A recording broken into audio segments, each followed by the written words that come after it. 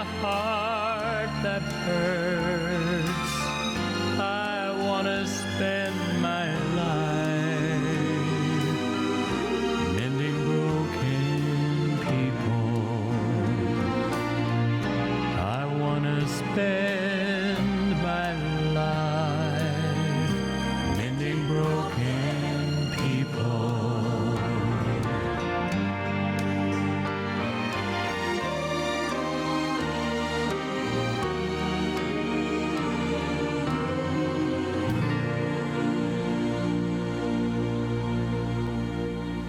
Hello and welcome to 3ABN Today Live. This is our Thursday night sitting together. My name is Siri Murray, and allow me once again to thank you for sharing just a little of your no doubt busy day or evening with us. And dare I say, this is going to be a good time of sharing. I want you to pull up very, very close, listen, fire up the iPad, iPhone, whatever you take notes on. If you've got an old typewriter, bring that too, because we're going to talk about health, the right arm of the gospel message. And I have two people who are, dare I say, eminently qualified to rhapsodize on that subject. Dr. Hans Diehl, I would say an old friend of the ministry, but when you get to our ages, we better say longtime friend, and not old friend, but a longtime friend, a dear friend of the ministry of 3ABN, and been coming here for many, many years. Hans, good to have you here again, man. So good to be here too. Yeah.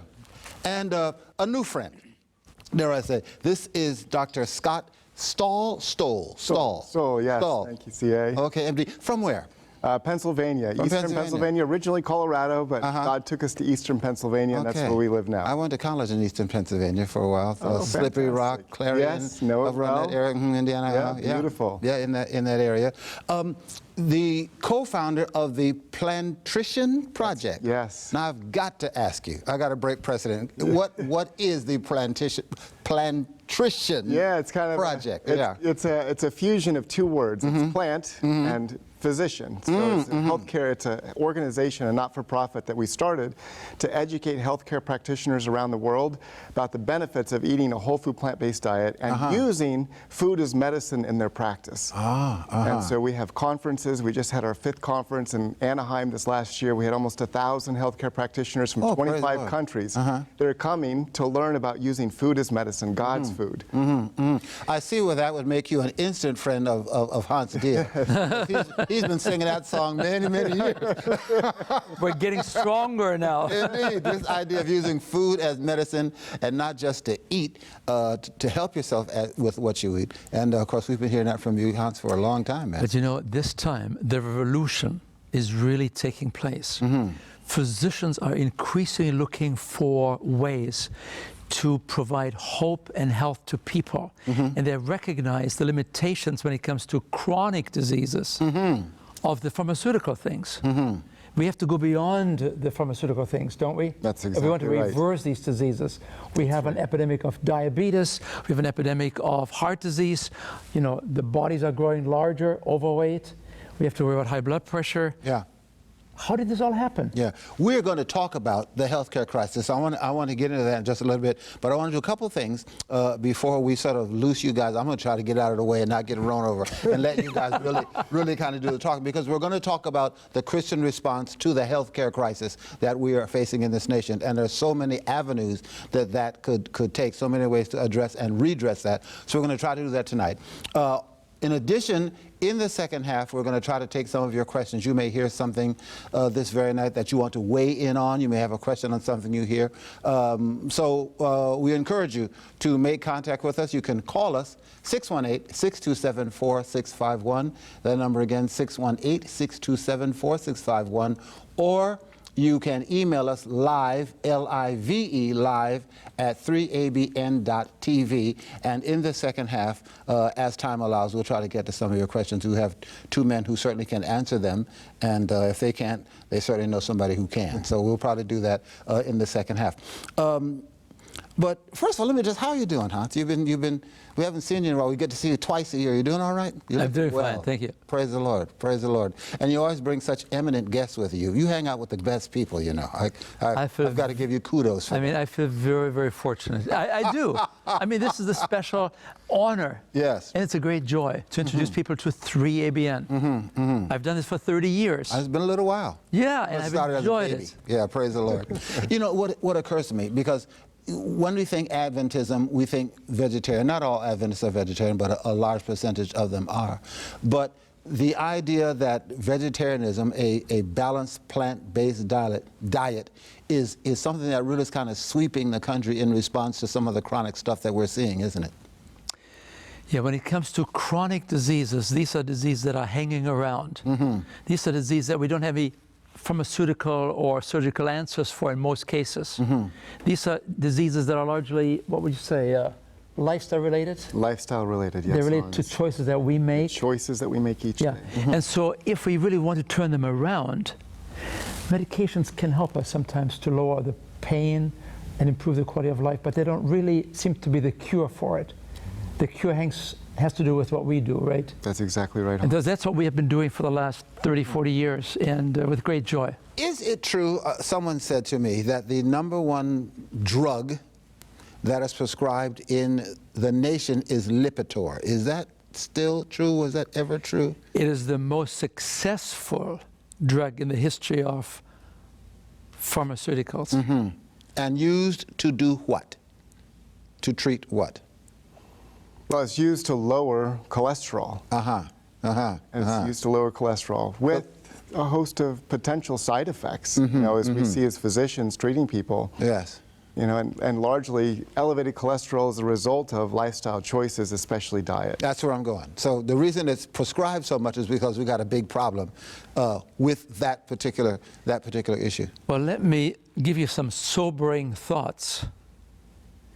The data is very clear that while these drugs lower cholesterol very successfully, but the lowering cholesterol with drugs does not necessarily protect the heart. The heart is protected when you lower cholesterol with diet. Just to give you some idea, it takes 100 men that have not had any heart disease before.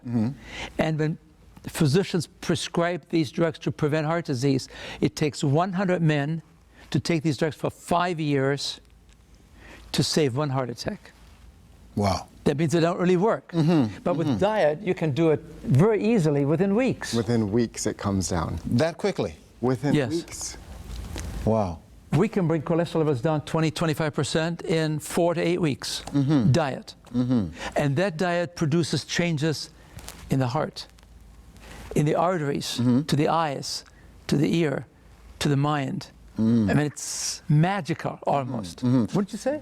Yeah. So if you are not, dare I say, the sharpest knife in the drawer, and you're having a little trouble thinking, it could be what you're putting in your mouth that's affecting what's going on in your brain. Is that not so? It does affect your brain, yes. Wow. In many profound ways. Wow. Wow. We need to talk about that. That's worth the price of admission on its own.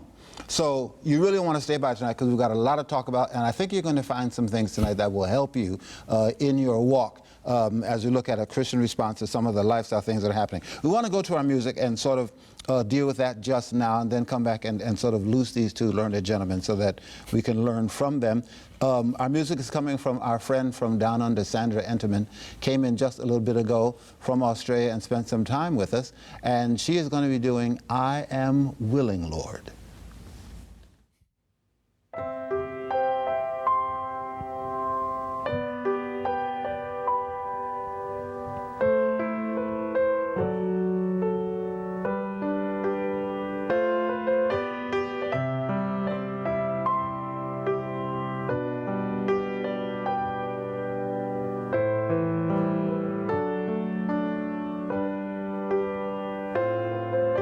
Sometimes when I am down and I don't feel like you're around, oh Lord, feeling so sorry for me, not knowing that all the while you're working to see If when I'm put through the fire, I'll come out shining like gold. Oh Lord, please don't ever stop working with me till you see I can be all you want me to be.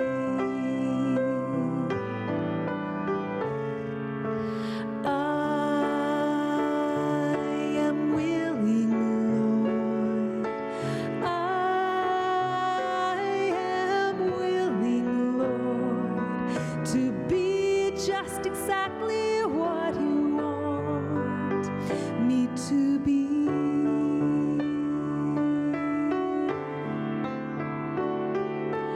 I am willing, Lord.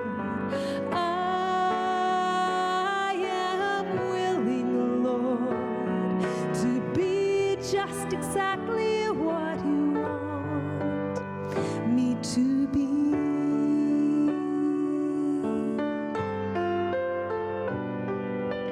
Often when I ask why, teach me then on you to rely, oh Lord. You surely know what is best. May I learn that in confidence and strength I can rest.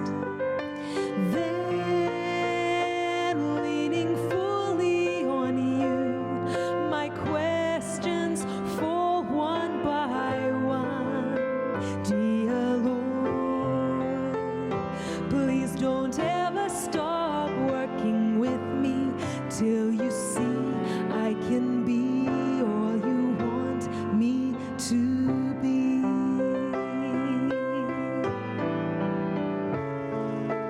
I am willing, Lord.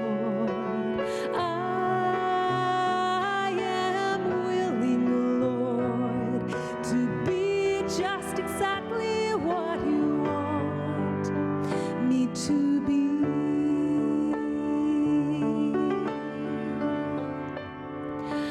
I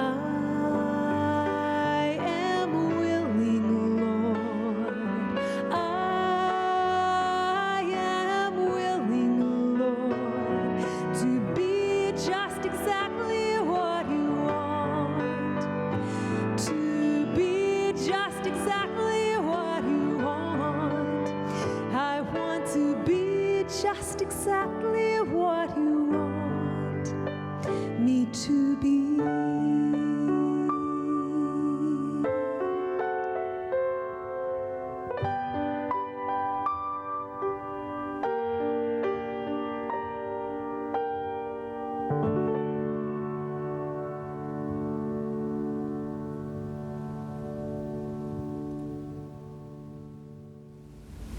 Thank you, Sandra Enterman and Sandra Katevsky on the piano, I Am Willing, Lord, which kind of filters into what we're talking about, because you've got to be willing to make some changes in your life if you want to be healthy.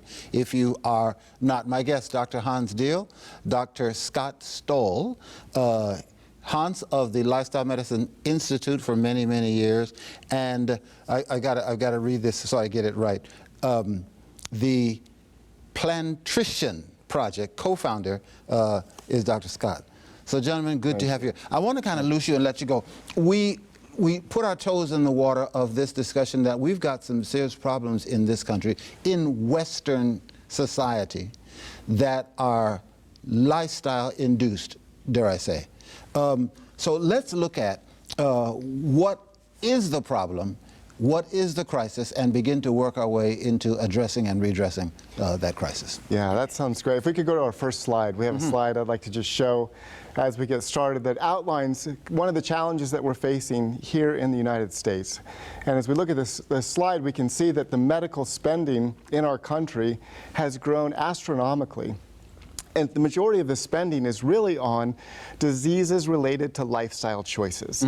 We're spending, the CDC has said, 75% of the cost of healthcare, this huge number that we're looking at right here, is related to basically choices that we're making every day about what we put on our fork, how we use our feet to walk, how we manage stress, and how we sleep at night. Basic, simple choices. Hans? Yeah, let me just sort of reinforce that. When you look at the slide, you see that in 1960 we spent about 5% of our income on medical care.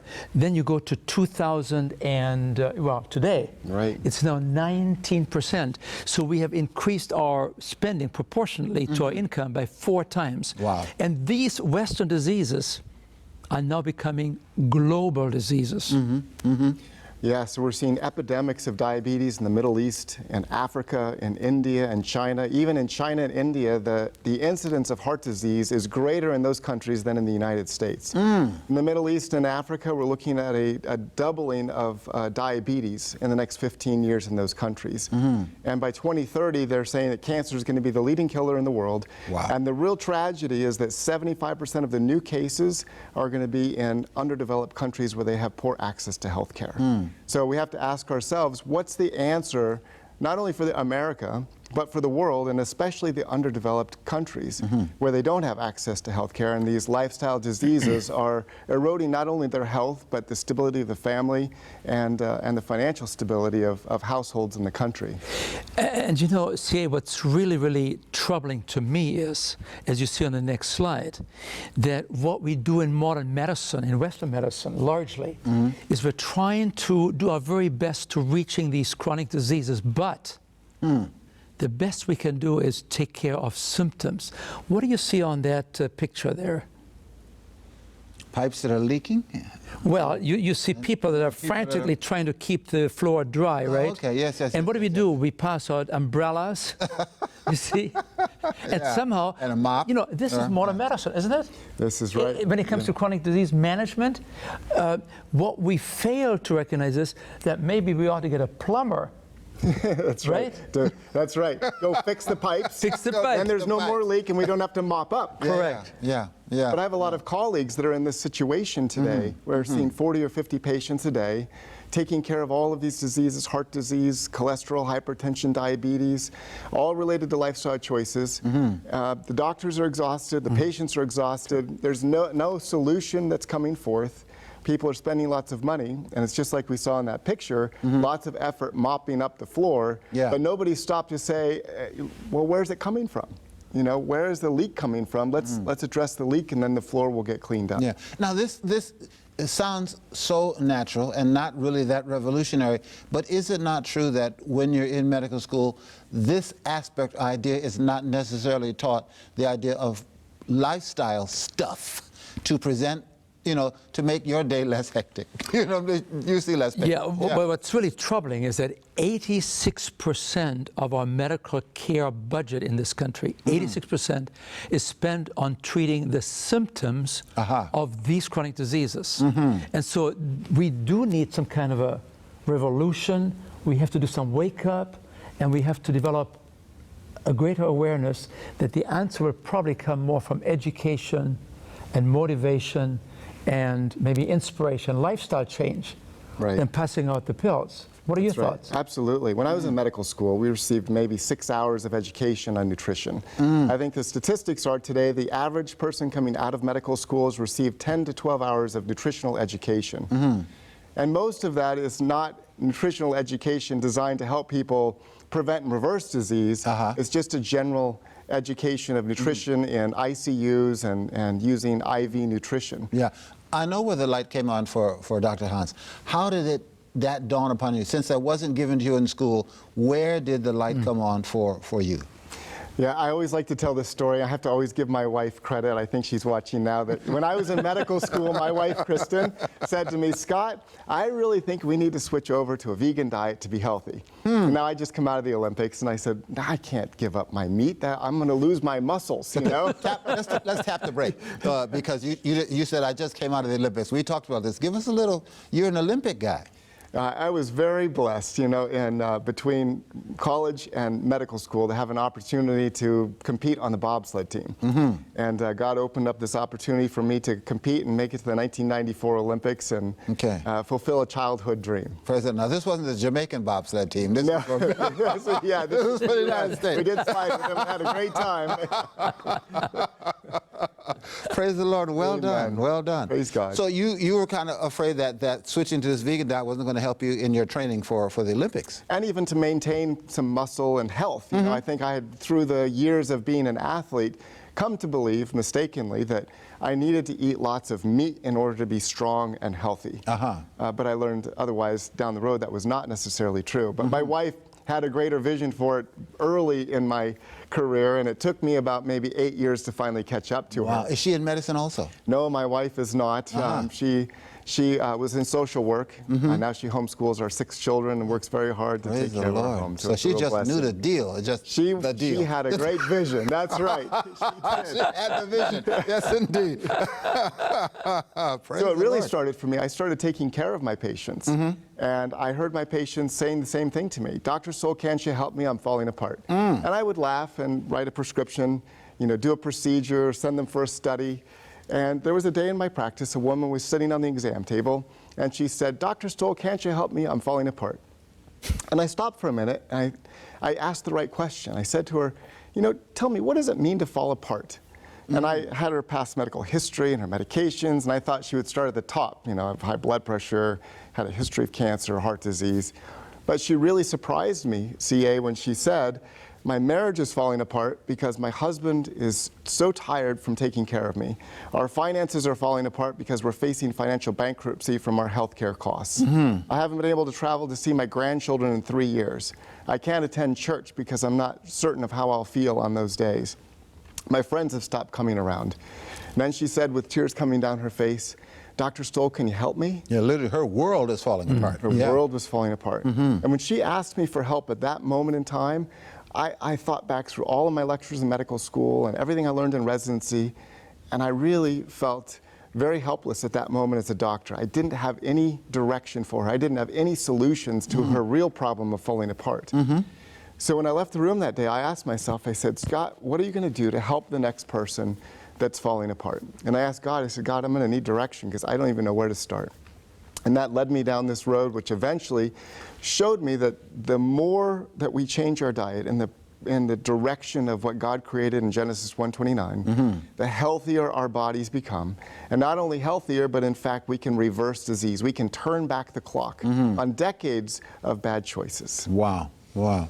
Powerful. I hear the scripture and the references of God coming out of your mouth. You are a Christian guy. I am a follower of Jesus. Praise the Lord. So then part of your responsibility is you owe it to Christ to live the healthiest way you can and to share that gospel to everyone that will listen and accept what they need to do. That's right. Yes, Yeah. God, for all of us, for everybody watching, God's given everybody a special and unique gift and a calling in life. And we fulfill our calling and our gifting when our bodies are strong and we can go forth and listen to the call and obey and move. And I really believe the enemy wants to come in and steal the physical health of our bodies and thus prevent us from using our gifts and fulfilling our calling in this world. Yeah, if you're sick and tired and sick and tired of being sick and tired, you don't have much left to give to the Lord for His service. That's exactly right. Yeah. Is the diet really that bad? Is it really contributing that much to those chronic diseases? Well, Hans, it's much worse, I think, than we even realize when we can take a historical perspective on this. So let's look at the next slide, and I think this next slide the next 2 slides will give us some perspective on the diet. Yeah, before you go there, you know, we talked about this is the American diet now, where you see 51% of all the calories that we eat come from processed foods. You know, these are foods that have nutrition labels. Right? And then you have another 26 plus 9, 35% comes from animal products by and large. And this is the unusual number here, 14%. The green slice there, Right. only 14% of the calories come from foods that come out of the hand of the master designer. And these are fruits, vegetables, whole grains, legumes, and maybe a few nuts and seeds. Now, even this 14% is a little deceptive because this includes fruit juices, ketchup, and potatoes as French fries. Oh, that's kind of massaging it a little bit. Yeah. It gets a little bit smaller, CA, when we look back and see what we're really eating compared to what God created. Yeah. So the change has been dramatic, although not oftentimes really visualized and seen properly. But I think the two next slides will help us to understand the dramatic change that took place in the last 50, 100 years. That's exactly right. What do you have there? Yeah, let's take a look at the next slide, because I think sometimes it's really important to go back and to look at history to see where we've come from, and that historical perspective allows us to reevaluate where we are today. So this is a slide using USDA information, and it compares the food that we ate in 1900 to the food that we ate in 2010. So what's really amazing, in about 1890, the average person ate 5 pounds of sugar per person per year. 5 pounds. And today, we can see that number's around 170 pounds. Wow. Now, none of us are going out and buying 170 pounds of sugar and putting it in our cart. But this is the reason this is so high is because it's in the food that we're purchasing, the processed food. Everything. It's everything. And there's a reason for that, and we're going to talk about that in the next slide. Look at the oils, Hans. 4 pounds in 1900 and 74 pounds of oils today. Now, what's the oil in that food doing to our arteries? Yeah, it causes the narrowing and the hardening of these arteries, and with that, you actually distract from optimal blood flow to the rest of the body, doesn't it? It's an inflammatory agent when we eat that oil. And they've measured that when somebody eats a fast food meal filled with oil and sugar, within 30 minutes, their arteries are narrowing down and constricting because they've been inflamed and injured. Wow. So the food has a real-time effect on our cells, and it's something important to remember. So that's the sugars and that's the oils. Yeah, and if we can go back to that slide, we'll take a look at some of those other important food categories. Cheese has gone up from 2 pounds to 28 pounds of cheese. Wow. And the interesting part of the research on cheese is that it has a dose-dependent response like a drug. That when you eat a little bit of cheese, you get dependent and develop a tolerance for it, and it doesn't make you feel the same way, so you eat a little bit more. And we've added cheese to just about everything. Meat has gone up substantially, especially white meat, and we'll talk about that in a little while. If we look at homegrown vegetables and vegetables in general, we've decreased substantially. We've added almost 600 calories per day to our diet, especially from the sugars and the oils. And with less exercise nowadays, it's a perfect prescription for obesity, isn't it? It certainly is. And Gaining amazingly, weight is easy. in 1960, only about 10% of the U.S. population was obese.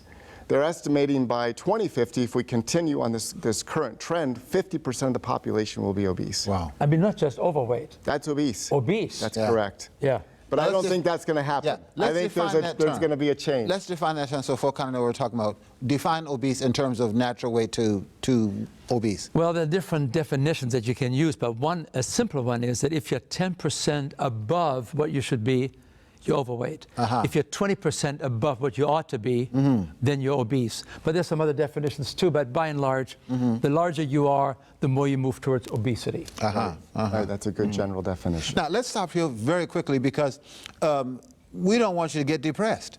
There is good news, and some of that good news is contained in our free offer for the evening. The book is called U-Turn, and it is called U-Turn because it affirms that you can make indeed a U-turn. If you have some of these chronic diseases, you are not left without hope. This book addresses, and I want to get to this page, heart disease 1, heart disease 2, hypertension, stroke, cancer, diabetes, osteoporosis, arthritis, obesity, alcohol, tobacco, and, CODA. That's not a disease. But my point is, if you're suffering from some of these things, there is hope. There are ways, natural ways, there are ways to deal with some of this. And should you like to get this book, it would be our privilege and pleasure to put it in your hands and to get it to you. Call us this very night, 618-627-4651, 618-627-4651, or free offer at 3abn.tv, and we will get this right out to you. This is something you need to have in your library, something that you will probably use over and over again, particularly if you are suffering from some of these things. You can make, Dr. Hans, a U-turn.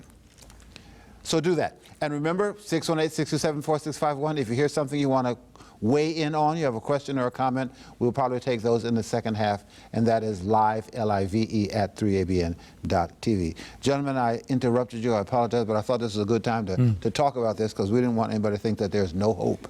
Well, and that is, I'm so glad you did that, because that's the reason we hear this. There is such a powerful, hope-filled message, and we do want to focus on that, and I'm glad you brought that up, because it is really exciting. Yeah. You know, when we make those lifestyle choices, we eat the right food, we can become transformed in a very short period of time. You know, the other thing that I might want to mention is the idea that sometimes people think that if I just had more willpower, if I would just pray more, they don't understand there are some very subtle powers here that are involved here. Help us understand this when it comes to these addictive patterns. Absolutely. If we'll show this one slide, because I think this kind of powerfully represents it. The next slide here. So, Hooked. what's happening in America? Okay. Fishing with a donut. Yes. Now, what's happened is that, you know, as we have increased our consumption of these processed food and oil and sugar, the sugar, fat, and salt, the refined sugar, refined fat, and the salt works in the same places in our brain where cocaine, methamphetamine, alcohol, and tobacco work on this reward system.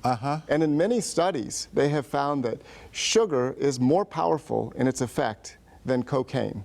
Wow. And in fact, rats that were addicted to cocaine would choose sugar over cocaine. It has the same profound effect. And so as Hans was saying, one of the challenges for people is that they want to stop and make a change, but they don't understand the power of food. Of food, yeah. And I always tell people, you have to understand that oftentimes the power of food is more powerful early on than your willpower. When you talk about sugar and the effect, you're talking about the addictive effect of sugar, not the hallucinogenic effect, but the fact that sugar can sort of lock you down so that you need sugar or you want sugar. That's correct. Yeah, it has the same kind of and just like a drug, when you're eating sugar consistently and you stop eating sugar, you suffer some withdrawal symptoms. Now, people misinterpret the withdrawal symptoms. Withdrawal symptoms that people typically experience when they're not eating these foods, they get grumbling in their stomach. They feel a little bit weak, lightheaded. They feel like they don't have as much mental clarity. And people misinterpret those symptoms as hunger. So 10 o'clock and 2 o'clock, we think we're hungry. We go and we get a cup of coffee with sugar and cream. We go and get a donut, we eat it, and hey, we feel better. So we reinforce to ourselves that I was hungry, I ate, I feel better, I must have had low blood sugar. Inside your body is saying, thank you for giving me more sugar. My reward system with withdrawal symptoms have been managed. And so it's this constant cycle of eating to feel better, and then eventually feeling bad and eating to feel better, and not understanding that you're really hooked. And it's drawing you down this road of eating foods that are causing inflammation, pain, and disease. So sugar is inflaming, is inflammatory, it's inflaming when it's in you? Yes, when we're eating sugar, again, within just a few hours, both sugar and high fructose corn syrup in 30 minutes, when you eat it, there's a measurable rise in inflammation in our body. Wow. Inflammation in the arteries, inflammation in our cells, it activates the whole inflammatory cascade in our bodies, and we become inflamed. They're even able to measure inflammation in our brain now, that by eating processed food and sugar, our brains become inflamed, and it affects the way we feel. So we're really talking about habituation, Yes. if not an addictive element here. And you know, some of these processed food manufacturers, they know exactly what they have to do. They know if they put enough sugar or enough salt or enough fat into a product, you are a goner. You know, I mean, really, when you think about it, have you ever thought about this? Can you eat more? Can you eat just one Pringle I think not. Can you eat just one M&M? Oh, no. That's not I happening. mean, can you eat just one Oreo? You see, you have a hijacking of the brain taking place as it hits the pleasure center. You talked about the reward system, right? That's right. It hits the pleasure center, and you are no longer capable of saying no. That's why I always tell people, the issue that you have to really face is, what are you putting into your cart as you go shopping? Because once you bring it home, You're going to eat it. you eat it. Yeah, you're going to. And you're going to eat more of it Right. faster than you ever planned or bargained for. Wow. It is. So there are very sinister, really, there are sinister forces Yes. that are at work here to make it almost impossible to resist. And food manufacturers know this, and they use it against us. And the enemy knows this Oh, very much so. and uses it against us. Very much so. And very it much brings, you know, for believers too, stuck in this cycle, it can bring a lot of self-condemnation and self-judgment upon ourselves that doesn't need to be there. And we start to condemn ourselves saying, I don't have enough willpower, what's wrong with me? And we don't understand that it's really, it's Yes. the food manufacturers and the power of food being used against us to prevent us from feeling good and fulfilling our calling. One would not think that there are addictive elements in the food that you choose. There's a reason why you go back and you hard to pass that Oreo aisle. You know, almost impossible to do so because there is an addictive element to that food. That's right. Wow. That's right.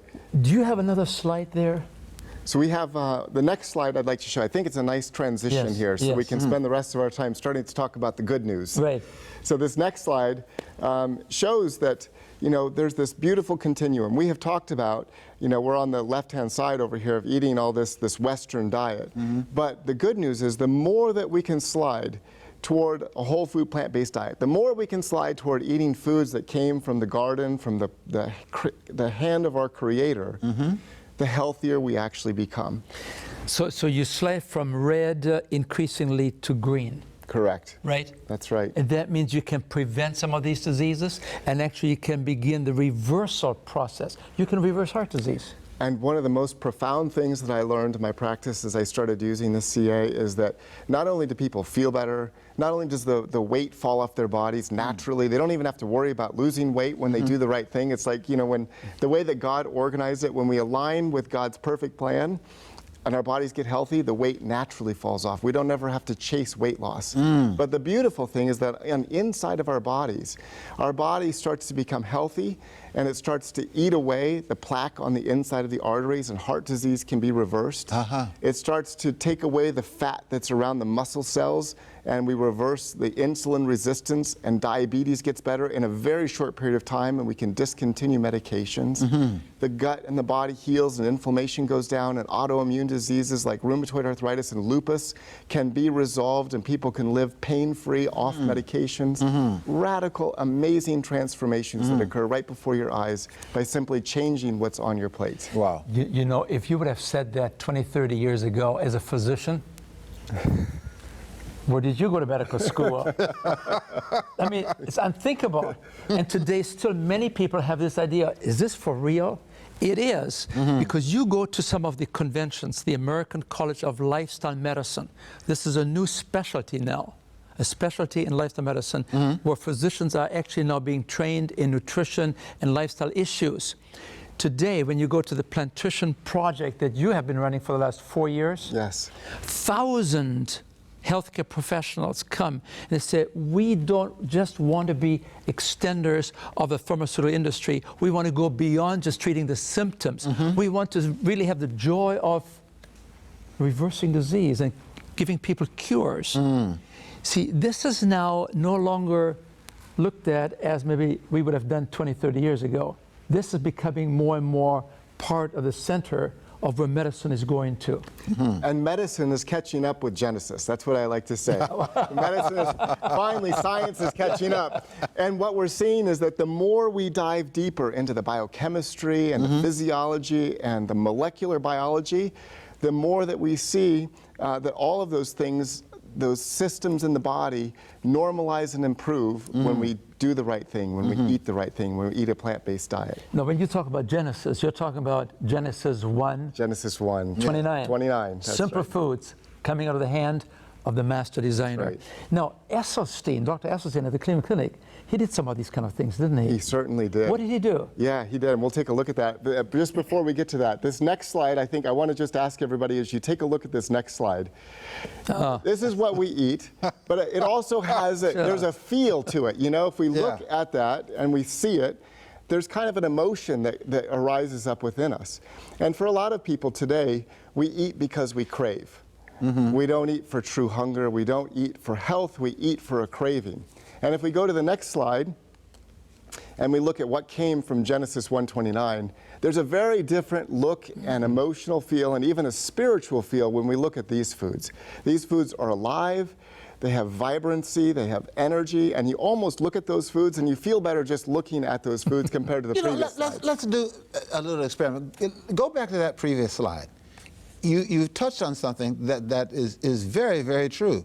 There is a visceral response to that stuff. Yes. You know, you look at that, and maybe you can gauge how healthy your diet is to our viewers at home by gauging your response to that. Are you licking your lips? Are you salivating now? You know, are you on the phone calling somebody? That kind of thing, by looking at that, because if that's your diet, that's going to draw a response from you. There's no way you can just look at that statically. That's going to move you. Now, let's go to the next slide. Totally different response. Totally different. Yeah, totally. There's peace. Yes. There's peace. Right. Yes. One wants to make you jump through a window. and this one is calm and peaceful. It's very, very interesting. That's a good test. If you've had that kind of dramatic response to those two pictures, you kind of are giving yourself a clue as to what kind of shape your body and your eating habits are in. That's amazing. Yeah, it really is. It's a really good something. test for all of us. It is a good test. It moves us from the intellectual down to what we really feel in our gut, which is really important. And when you realize what this peaceful diet can do to the arteries and to the health, like the Cleveland Clinic demonstrated. Dr. Esselstyn. Yeah, take a look at this one here. Then you really get excited. So this is Dr. Caldwell Esselstyn, who's a physician at the Cleveland Clinic. And more than 20 years ago, he had an idea that if he could take a group of patients that were prepared to go for bypass surgery, where they use a saw to cut open their sternum, spread open their chest, take a vein from their leg, and bypass the artery that's clogged, and then wire their chest back together. If you could take that group and give them a choice, and the choice was, come and eat what I tell you to eat, or go get your chest sawn open. So we got this wonderful little group, almost 30 people, that agreed to eat the food. And he put them on a plant-based diet. And they ate a plant-based diet, and then they went back and they looked at their arteries. And they found some really profound and sentinel findings that had not been measured before in a scientific study. And they, as we can see, if we can go back to that slide for just a minute, because it's really amazing. This slide actually came from a cardiologist that worked just down the hallway from Dr. Esselstyn, who had been a naysayer for a long time until he had a heart attack. Then he came down and he knocked on Dr. Esselstyn's door and said, I had a heart attack, but I don't want surgery. What can you do to help me? So we put him on a plant-based diet. And what we see in the first picture, the letter A there, is one of the arteries of his heart. And we can see that little section there that is narrowed where the flow has been cut off because of the inflammation and the plaque. So these are narrowed vessels because of the buildup of cholesterol and fats and calcium in the inflammatory process. So this is then A. This is what gives people angina pain. That's right. So as we're coming down the picture, that narrowing is what we're talking about. Yes. We're And what really, the way to think about it is that it's a continuous injury. It's like stubbing your toe over and over and over again. It becomes inflamed and then eventually begins to thicken. And what's happening there is that it's a continuous injury. Breakfast, lunch, dinner, day after day after day, meal after meal, you're injuring the artery, it becomes inflamed and then eventually narrows. And you know, just around that area is the blood is being supplied to the muscle of the heart that's pumping. So the muscle in that narrowed area is not getting enough blood, and that's why you get that pain. The muscle is, it's like a leg that doesn't have enough blood flow when you're exercising, the same thing in the heart. Wow. So 18 months later, we see in B, his artery is healthy and renewed. He reversed his heart disease, breakfast, lunch, and dinner by eating the right foods. All those beautiful foods that we saw in that gorgeous picture of the fruits and vegetables reduced the inflammation and helped the body to begin healing itself. And in just 18 months, he reversed heart disease and avoided any surgery. So in this number B picture there, you see the artery is totally restored in its lumen. That's correct. The size is being restored. No medication, no surgery. Blood flow is restored. No more angina pain, chest pain. New. That's right. You can reverse this disease. That's exactly right. U-turn. It's like a hose that gets a kink in it, and the water's flowing at a very slow pace, and then you open it up and you get a beautiful blood flow, and that's what happened with the plant-based diet. And it doesn't take, evidently, forever for these changes to manifest themselves. It does not. Yeah. No, that's the hope-filled news. You can abuse your body for 20 years, and in 6 months you can reverse many of these diseases. Wow. When it comes to diabetes, 6 weeks. 6 weeks. It's That's right. amazing. That's so- The body is always in a default position. The body always wants to heal itself. And if you put the right things in, I mean, I always tell people, you can't drive a Ferrari very long if you put diesel fuel in or kerosene. You've got to put high quality fuel in it, right? Yes. So, I mean, we are all super Ferraris, but many of us are, look what we put into our systems. Yeah, that's exactly right. And a good way to tell this story is this next slide. This is a wonderful friend of mine who came to one of our health immersions. We do immersions for people that are very unhealthy, where they spend a week with us. And we feed them the right food. We teach them how to take care of their body, a little bit of light exercise. And this is Mylan Ross, who came to one of our health immersions on 12 different medications. You can see the list of diseases. And not only this, but he was hopeless. He was depressed. His relationship with his son was strained because his son would say, "Dad, drop me off a block from school because all the children are teasing me because you're too heavy." His wife had multiple sclerosis symptoms. Their relationship was strained. Their finances were under duress. And so he took a job at Whole Foods Market to get insurance. And one of the benefits there is that Whole Foods sponsors some of their team members to come to these health immersions. And so he came and he spent a week with us. And one of the key points, and the reason that I wanted to write a book with Mylan, it's called The Change, is that Mylan recognized at our health immersion that he was eating emotionally. He had unresolved bitterness and anger towards his mother, and then profound guilt that he didn't resolve it before she passed away. So he would lose 100 pounds, and he still had this emotional pain. Yeah. So he was eating sugar, fat, and salt because they also work on the receptors in our brain where medications would work for anxiety, for pain, and for depression. So he ate to feel better, but it made him sicker, and he still had the pain, so he continued to eat to feel better. Wow. So at our immersion, he was able to forgive his mother. He was able to forgive himself, release all of that to God, release that emotional burden to God, make a transition in his diet that was sustainable. And now he's lost over 300 pounds. Wow. He's off all of his medications. Praise all the of his symptoms and diseases have resolved. His relationship with his son has completely been healed, and he coaches his son's basketball team. His son thinks he's a hero now. Yeah. His wife's MS symptoms resolved. Oh, praise and the Lord. God has opened up many doors for Mylan to touch many people's lives and fulfill his calling. You know, this aspect that you just alluded to, the idea that your body wants to heal itself, but we are constantly re-injuring ourselves by, okay, one day I eat fat, sugar, salt. Then at night, your body's trying to get back to, you know, some sense of normalcy. The next day, more fat. So you just it's like you got a scab, you're taking it off, taking it off, taking it off. See, after a while, your body says, can't do it anymore. That's right. Because you've been fighting against it so long. That's right. See, Wow. You see, it's like you're hitting yourself on the thumb. Yeah. Over and over again. Yeah. And then you say, well, let's give you some pain relief medication. And you hit it again. There must be a better way to do that, isn't it? there is a better way. And you pay every time you get the pain relief medication, right? You pay for it. Hey, why don't you stop using that hammer? That's right. That's right. And if we go that one more slide with Mylan, I want to just share something that's really exciting. We can see Mylan here before and after. Wow. And what's really exciting, though, too, and the message I want people to know at home, is that you know, we're changing to like a plant-based diet, but we're not giving up taste. Everybody has a misconception that I'm eating twigs and sticks and a couple berries, and yes, I'm going to get better, I'm going to lose some weight, but boy, this is going to be miserable. Yeah, yeah. But the good news is the food is delicious. You actually gain more flavors, more options from meals. The meals are more delicious. I enjoy my food far more now than I used to. Wow. So it's just like whenever we align with God, it's abundance and it's freedom. And as we align with God more and more in the food that He created, our taste buds come alive again. We enjoy our food. We have tremendous freedom. We don't have to worry about counting calories, restricting ourselves, depriving ourselves, making sacrifices. We get to eat in joy. We get to eat with a full plate. We get to eat with people. We get to share good food. We get to make people's lives better. Everything is abundance and freedom. Praise the Lord. And you're saving money on the foods. And you say, Isn't that right? and on the doctor bills. Yes. Well said.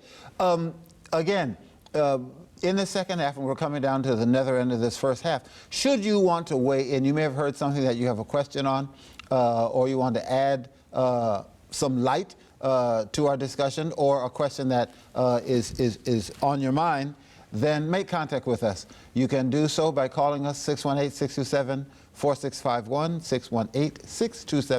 618-627-4651, or live, L-I-V-E, at 3abn.tv. That's for your questions and comments, and we will try to take a look at those in the second hour. But make contact with us. Hopefully we have an answer. These two learned gentlemen, I'm sure, can handle that. Now, our free offer is U-Turn. This is a great little book that was written by Hans Diehl and Eileen Ludington. Great little book. Helps you deal with a number of chronic diseases that we are wrestling with today. The good news is they can be treated, they can be turned around, and from what you're telling me, in a fairly respectable period of time, it doesn't have to be forever, you can get some changes. So, again, call us 618-627-4651, 618-627-4651, or email free offer at 3abn.tv, and it would be our privilege and pleasure to get this right out to you. I am happy to know that change can happen with some rapidity if one dedicates themselves to this lifestyle. That's exciting. It is really exciting, and it can happen very quickly. In our health immersions, we actually have to hire a physician to see people 3 times a week because we're decreasing medications or discontinuing medications even in 1 week. And it's so fun at the beginning of the immersion to hear people talk about their lives. By the end of the immersion, they're saying, I've never felt this good. I haven't felt this good since I was 18. I have such amazing mental clarity. Wow. My body feels less inflamed. So it can happen even in a week.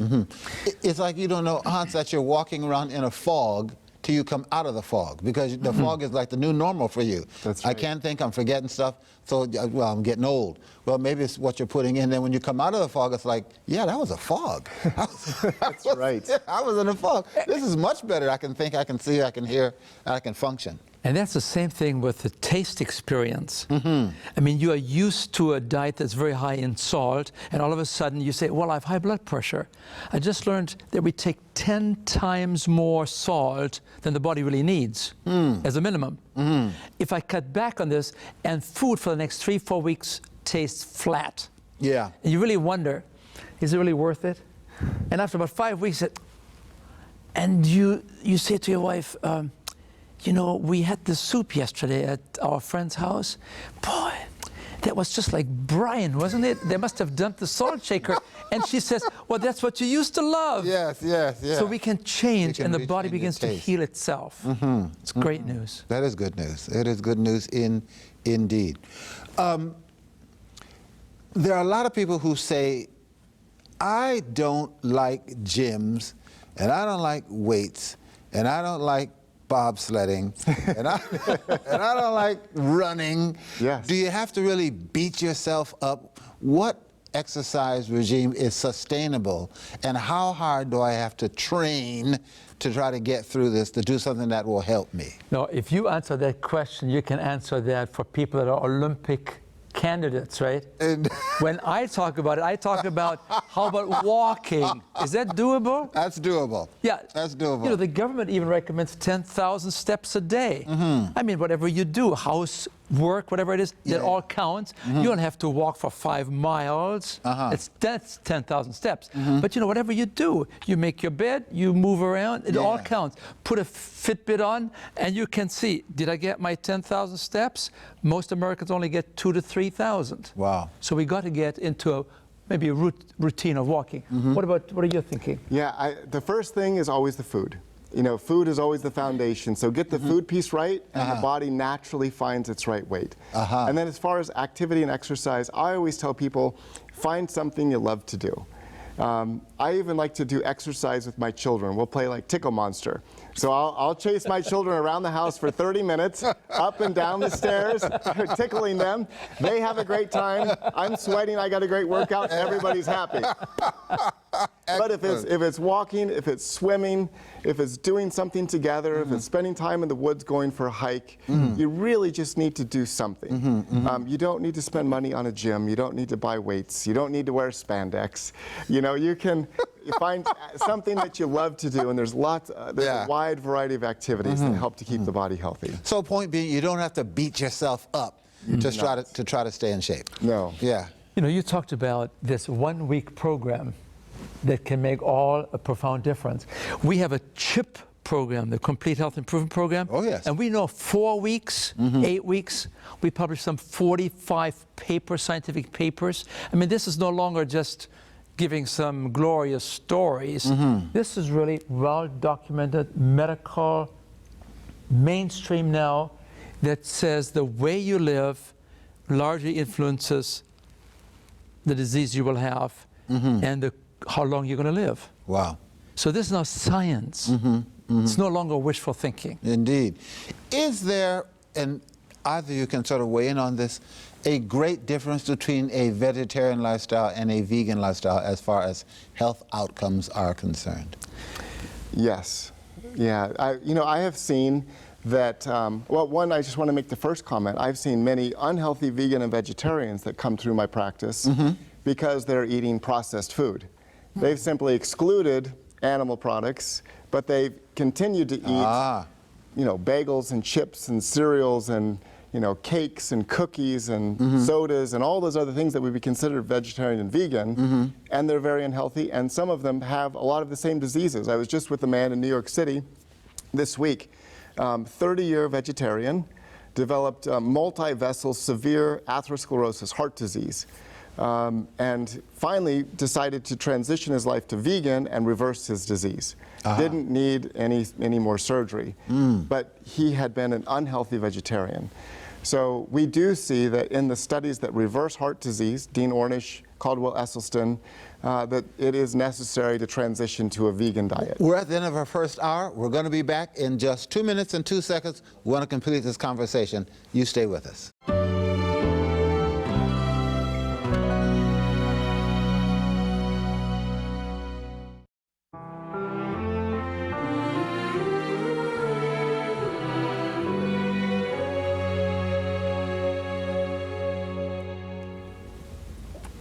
And we welcome you back to hour number 2 of 3ABN Today Live. We've been talking about health, the Christian response, lifestyle, some of the things you can do to reverse some chronic things that are going on in our lives, in our neighborhoods, in our communities, that we can do to make ourselves healthier and more effective tools in the hand of God for his use. My guest, Dr. Hans Diehl, a longtime friend of the ministry, not old friend, longtime friend, and Dr. Scott Stoll, MD, he of the Plantrition Project, and we talked about what that is. When we left, and we're going to go to our music in just a moment, you were telling us that the vegan lifestyle as opposed to the vegetarian lifestyle, there are some definite benefits. Because just because you're not eating meat, you still could be loading up on a lot of processed stuff, which is not doing you any good. That's exactly right. And I think I first came to see this both in the studies from Dr. Esselstyn and Dr. Ornish, that they saw true disease reversal in heart disease with a vegan diet, which is whole food, plant-based, not eating dairy or eggs. And so as I started to practice, and I had people that were doing some and then adding some, dairy and eggs back in, I found that people with autoimmune diseases and even diabetes didn't see as rapid or complete disease reversal until they made a transition to a vegan diet. And I really had no bias. I was just trying as a doctor to find the best solution for my patients. And I saw that for disease reversal, it really seemed that the more that they got to a whole food plant-based diet, eating mostly the whole plant foods that God created in Genesis 1:29, that's when they saw the greatest healing in their body and reduction in inflammation and reversal of disease. So what you're really talking about is to eat more fruits, to eat more vegetables. Especially leafy greens. Leafy greens, yeah, big time. To eat more whole grains, not the white flour thing, but whole grains. And to really enjoy more of the beans and the legumes, the lentils. They're powerful. They're royal nutritional packages. And perhaps use some nuts and some avocados, sparingly, properly. They're good nutritious foods, but they're a little bit high sometimes on calories if you're concerned about calories. Yes. So fruits, vegetables, whole grains, legumes, these are the four basic things. They all come out of the hand of a master designer. We're back to Genesis 1:29, aren't we? That's right. Yeah. Always come back to the foundation. And isn't it amazing? And isn't it really amazing? If you really believe that story of the garden, where there's one fruit that tempted Eve, today the strategy has not changed, except that today we have 60,000 items in a supermarket. It used to be one. Yes. Now it's 60,000 to tempt us, and we are sitting ducks. Yes, all attractively packaged and wrapped. Question, does the vegan diet countenance breads? Whole wheat bread, multigrain bread, is that part of a vegan diet also? Yes. Okay. Yeah, you can have some wonderful whole grain. And what's interesting, I've had patients that have said they were gluten intolerant. And then they go to Europe and they eat some of the ancient grain breads there from Europe, and they don't have any issues with their inflammatory bowel disease.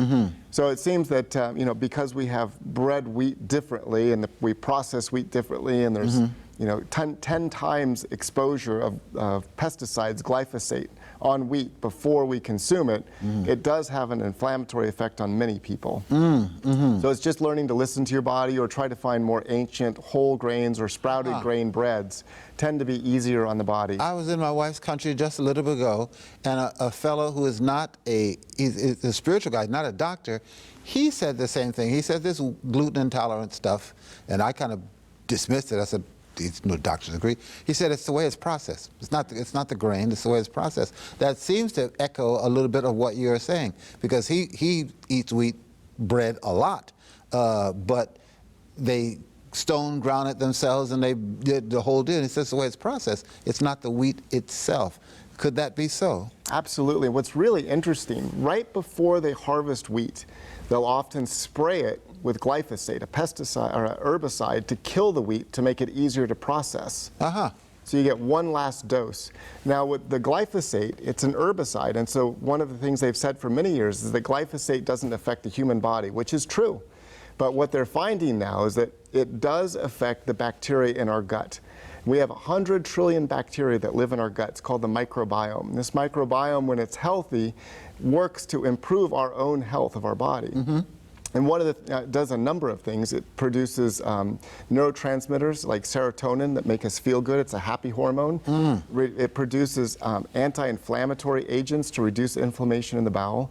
It produces things that help us to manage our blood sugar.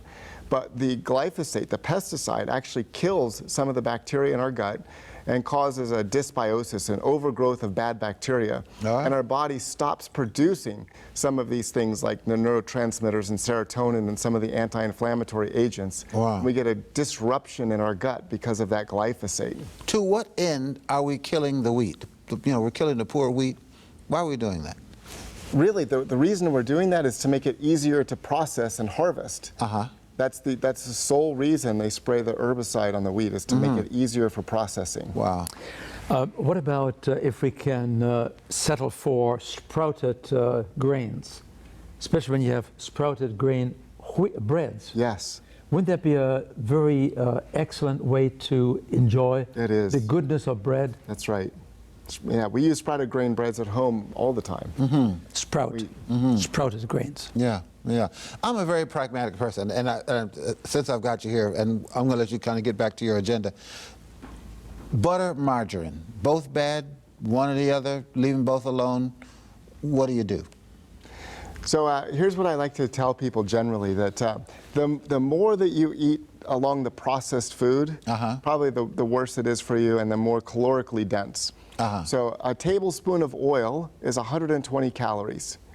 And when we look today at what people eat with oils, you know, it's 4 or 5, 6 tablespoons. So we're, you know, 400, 500, 600 calories from oil that really has very few of the beneficial nutrients that help to reduce inflammation and heal our bodies. So we're using a lot of our daily calories without getting a lot of health benefits from those calories. And the same is true of like butter and margarine. So those have a very high caloric density and very low nutrient density, very few of the antioxidants and vitamins and minerals that are actually going to help us improve our health. So I always encourage people to think like you're spending your calories every day. So if I gave you $2,000 to spend today, you would be wise in spending it. And the same with our calories. You know, a man should eat about 2,000 to 2,500 calories a day, and a woman about 1,500 to, you know, 1,800 calories per day. So our goal is to use those calories in the best way possible to optimize our health and reduce our inflammation. So if we're eating a lot of margarine, a lot of butter, and a lot of oils, we can spend more than half of our calories and get very little benefit. And on the backside, those same foods cause a lot of inflammation and will result in weight gain. Yeah, we can summarize that perhaps by perhaps saying that when you look at oils and fats and grease and butter and margarine, they're calorie rich but nutritionally poor. And that's a bad combination. It's a bad combination. Yeah. That's right. Yeah. When Irma and I were in Romania earlier this year, we noticed that they eat very heavy, dense bread, very hard, usually homemade, not always, but for the most part. But they put spreads on the bread that were natural. They would mash an avocado or something with an eggplant, all of these different, and several of those per meal. And they were, for the most part, raw. And they may have had a little something mixed in with it, but quite tasty. And we never saw, I'm sure they do, but we never saw butter or margarine, just these spreads, you know, which seemed very healthy to me because they were raw. Too. Yeah, some people just use a banana and smash it. There's no need for margarine, there's no need for butter. It's just and you don't need any jam. Yeah. You know, this is sort of the Romanian ideal, right? Very close, yeah. What about, since you sort of brought that out to my mind, Hans, the idea of nut butters, almond butter, peanut butter, cashew butter, those kinds of things. Good, bad, light, take it easy? They're great if you use them in moderation. Would you agree with that? Absolutely, yeah. Small amount. If you're, you know, you don't want to eat those things. Again, they're higher in calories. Yes. So the person that's trying to lose weight, you want to use fewer of those because it's higher calorie. But a lot of the studies on nuts show that small amount of nuts on a daily basis improve your heart health. They're great for children. We make a lot of our own nut butters at home, and we'll make like multi-nut butters. Put in some almonds, some pecans, and some walnuts, and blend it up. And our children love to use that on wraps and on carrots and on celery. And so it's a great way to get good fats and good calories into your children. Excellent, excellent, really good. Again, while I got you on the hook, how much of the diet should be raw as opposed to cooked in your minds? There's a general rule.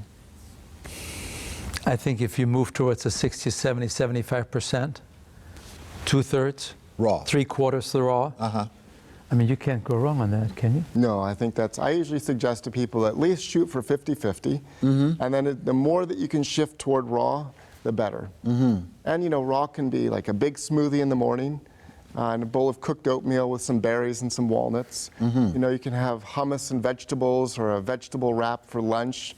And then dinner, we usually recommend with a dinner plate that half of your plate is a nice big green salad of some type, and then 25% a cooked vegetable and 25% is your cooked dish, which is your soup, stew, casserole, beans, lentils, legumes, whole grains. You know, sometimes you hear the idea that we should be all going totally raw.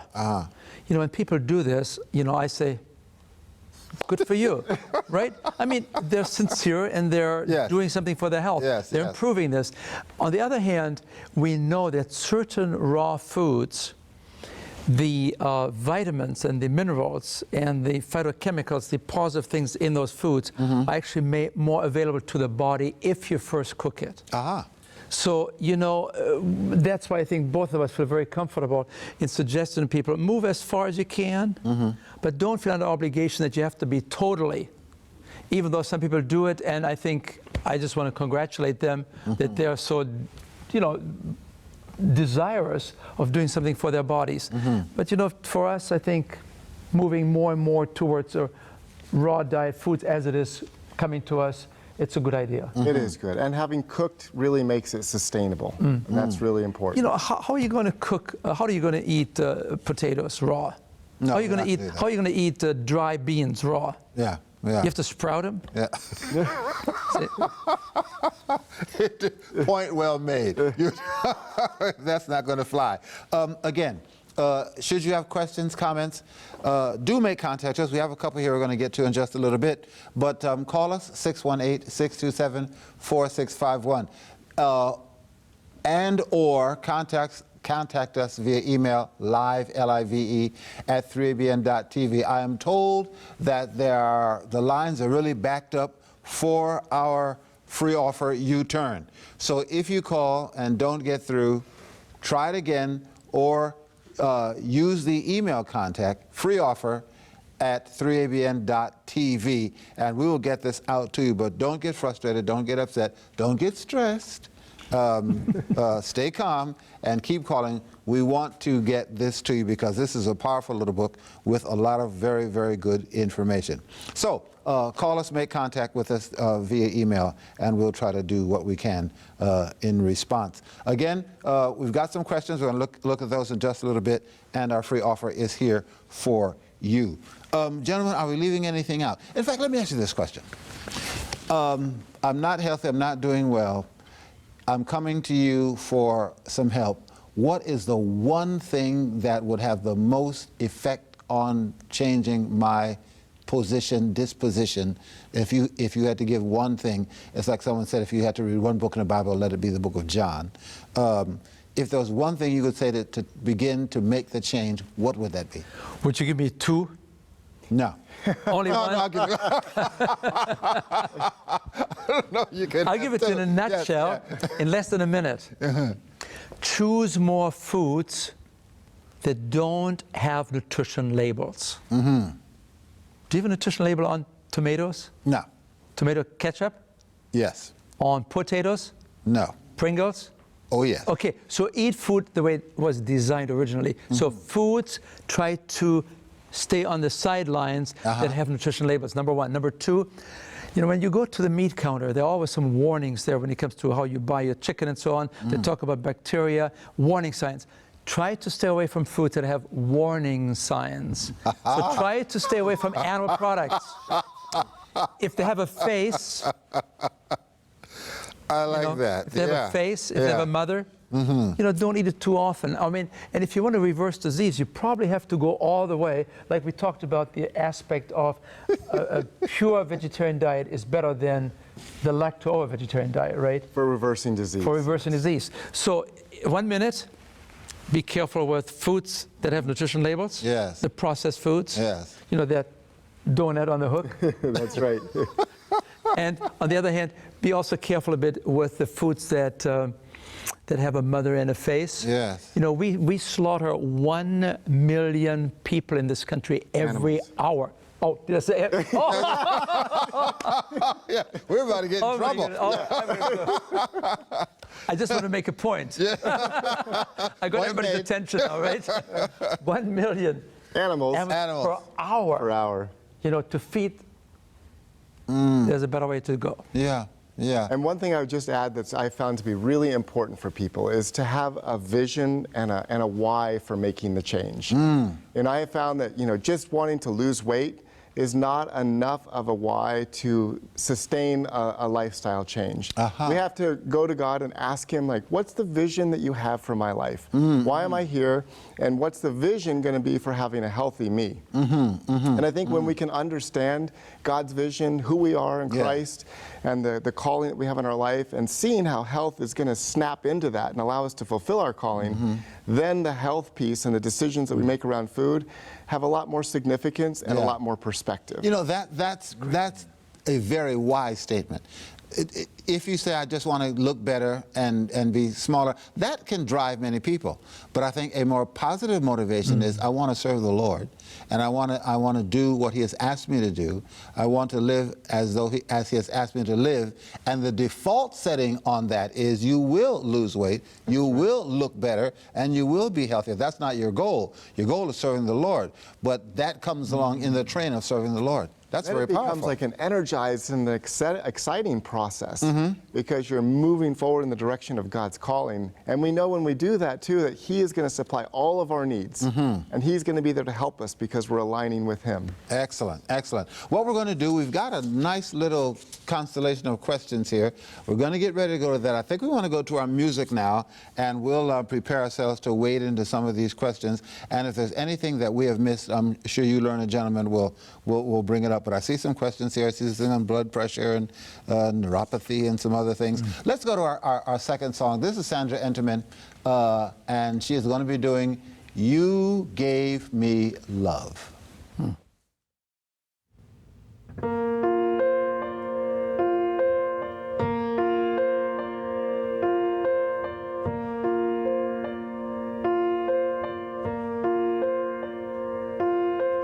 You gave me time when no one gave me time of day.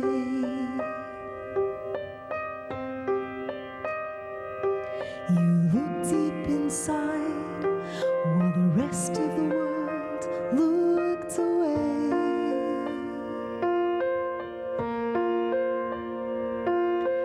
You smiled at me when there were just frowns everywhere.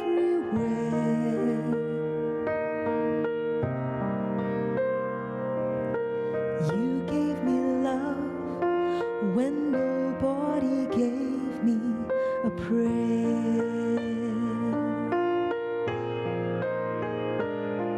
And that's why I call you Savior. That's why I call you friend. You touched my heart, you touched my soul, and helped me start all over again. And that's why I love you, Jesus. That's why I'll always care. You gave me love when nobody gave me a prayer.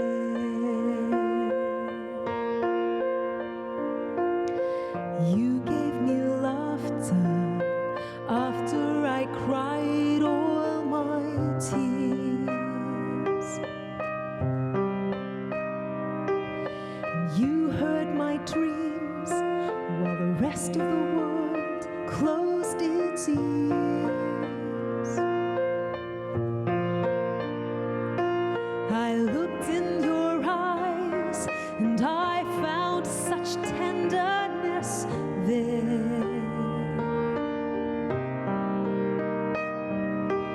You gave me love when nobody gave me a prayer. And that's why I call you Savior. That's why I call you friend. 'Cause you touched my heart, you touched my soul, and helped me start all over again. And that's why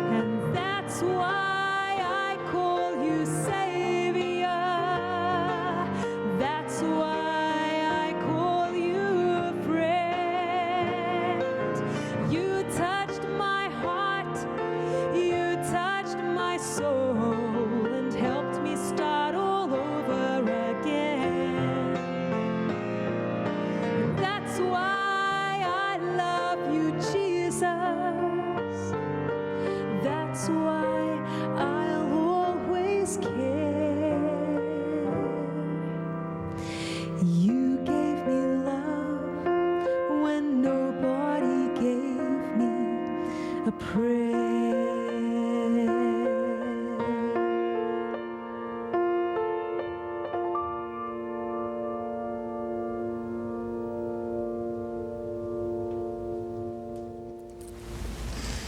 Thank you so very much, Sandra. Well done, and well done. Well, we've got a lot of questions. We want to sort of weigh in on them. Gentlemen, and either you can sort of wrestle with this. Question number one, is coconut good for you, and what about olive oil? That's a great question. Hans, do you want to take the top and then I'll follow Yeah, up on the back? I agree. Coconut is great, Yeah. but coconut oil, Aha. totally different. Aha. You know, the danger of oil is not only measured in calories, but also in terms of saturation. The higher the saturation point, the more dangerous it is because it causes the liver to produce excess amount of cholesterol.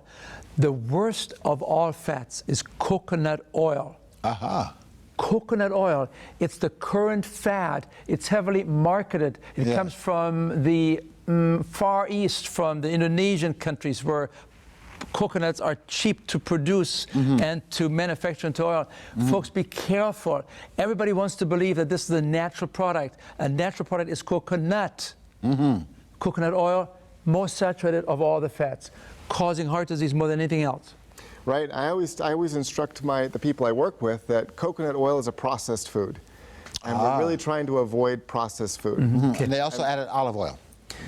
Well, again, you know, olive oil is a highly concentrated calorie source.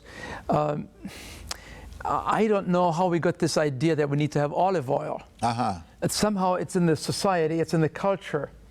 But every gram of fat, whether it's coconut oil or whether it's olive oil or it's butter, is 9 calories. In a society that's overweight, I always tell them the best fat that I recommend is WD-40. I mean, don't eat it. But I mean, the point is, you know, be careful with all fats and oils because every kind of fat, whether it's good or not, it's not good for you if you're struggling with overweight. Okay. Yeah, and these are really a source of hidden calories. Yes. I work with many people that will tell me, I'm on a plant-based diet and I'm not losing weight, what can I do? My first question is, well, tell me how much olive oil are you using? And by the time we add up cooking on salads with salad dressings, I mean, it can be 600-700 calories a day. Wow, just because it sneaks in there and you don't know that you're consuming it. So that's the first thing that I'll often remove for people is to take out the olive oil. And there's some wonderful ways to cook without oil. Okay. What is the best natural process to break down the plaque in your blood vessels which leads to heart failure?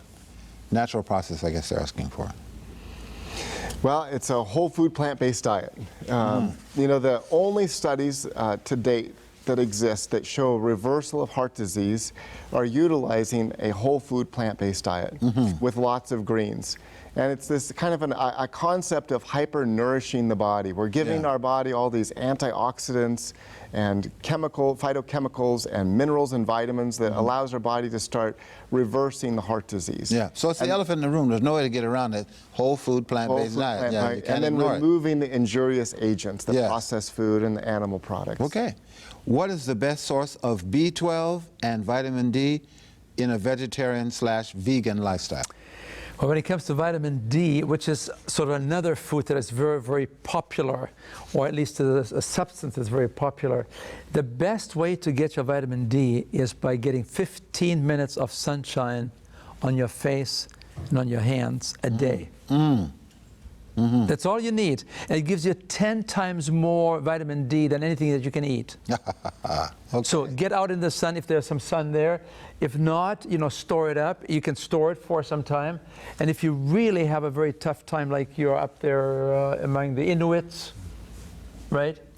Or in an area where you have clouded skies all the time, you know, maybe we ought to take a look at some vitamin D. What are your thoughts? Yeah, and I always suggest to people to go and get a vitamin D level measured before you ever start taking a supplement. I find that lots of people are taking vitamin D supplements and it's really not necessary because their vitamin D level is normal, not taking a supplement. So If you have a concern, ask your doctor to do a blood test. If it's normal, you don't need to worry about taking a supplement. Go outside, get some sunshine. The lack of vitamin D has what effect on the body? It has a profound effect. It's, vitamin D is actually a pro-hormone. It's not a vitamin. So it's involved in a multitude of metabolic processes in the body. Everything from our mood to our energy to the maintenance of metabolism are affected by vitamin D. Vitamin D, very good. Melissa wants to know, and I think I know what your answer to this is going to be, how should she eat to prevent diabetes when she already has a heart condition? She's age 52. Well, again, in working with people, with diabetes and heart disease, they really go hand in hand. And I consider both of them to be foodborne illnesses. Both of them have the food as the primary cause, and so food is really the solution for both of those diseases. And the really good news, it's the same food and the same diet that will reverse both diseases. So the more that she can transition to a whole food plant-based diet, removing some of the dairy fat, removing the eggs, and any of the processed food, especially sugars, refined flours, and oils, the healthier her body will become. And really focusing on lots of greens, lots of berries, lots of beans and lentils and whole grains like quinoa. Those foods really help to reverse diabetes and heart disease at the same time. It was a revolutionary awakening for some of us in this field some 20, 30 years ago. As we try to help people with heart disease, we also noticed the diabetes improved. Their blood pressures came down. They lost weight. The arthritis came down. And we said, how could this all be? And it was at that time that the scientific breakthrough came that suggested that there is one major unified diet. Before that, dietitians would have to learn a special diet for every one of these different diseases. Now we begin to realize there's one, and you take care of one, like you talked about heart disease, and you take care of diabetes, because it's the same diet. It's a diet that is foods as grown. It's not the refined foods, it's not the animal products, but it is more fruits and vegetables and whole goods. I mean, we have said it often enough tonight, right? Everybody has memorized it by now, right? It is indeed the elephant in the room. It's there. You can't get around it. Now, as a rule, we only give first names, but this is Thomas Jefferson that is writing. He wants to know, is there a way to get off medications, or do you have to stay on them for the rest of your life? Kind of a general question. Yes, and it's, in general... I thought Thomas Jefferson had died a long time ago. He must be eating a whole food plant-based diet. Yeah, the answer is... Yeah, the answer is it's probably necessary to work with your physician. And I have found that in most cases, people are able to discontinue medications. In some cases, medications are necessary. And it really depends on the disease process and what the medication is being used for. But a diet can resolve most of the conditions, and most of the medications are able to be discontinued. So I always encourage people, keep focusing on the food, improve your lifestyle, get as healthy as possible. Yeah. And then your doctor will naturally discontinue the medications that are not required any longer. So we can say with some sense of safety that a whole food plant-based diet is like chicken soup. Can hurt, and that's an old Jewish expression. But whatever you have, this is not going to make it any worse. If you eat healthy, eat well, plant-based diet, you're not going to get any worse. Your biggest problem is, when you do this, you have to see a physician sooner, because he has to reduce the medication. Yes. Because otherwise you get into trouble. I mean, with diabetes, within 3, 4, 5 days, we have 80,000 graduates in our CHIP program, right? We have seen it over and over again. I mean, very regularly. Unless the physician reduces the insulin or the medication in general for diabetes, that person is going to be in big, big trouble. So, it does harm, because your diet oftentimes is much more powerful than the medication. We find in some of our health immersions in just 1 week that some people living with diabetes have to reduce their insulin by 75%, and we discontinue medications in 2 Wow. days. Blood pressure medications need to be reduced rapidly during that first week, or people can actually pass out. Yeah, yeah. So when your doctor is prescribing something, he's really expecting you to hold that same lifestyle, and he's treating that lifestyle. So when you change the lifestyle, that treatment becomes inappropriate. Correct. Yeah, Correct. yeah. The right. diet becomes a new medication in a Right. sense, Yes, right? yes, It yes. gives the body a chance to reverse itself and to clean up itself and restore itself. Yeah, yeah. The chicken soup thing was a poor joke, so don't hang us up on the chicken soup, okay? Daughter has scleroderma and Raynaud's, has been told it's fatal. So these scleroderma and Raynaud's are both autoimmune diseases. And essentially what's happened here is that the body is attacking itself.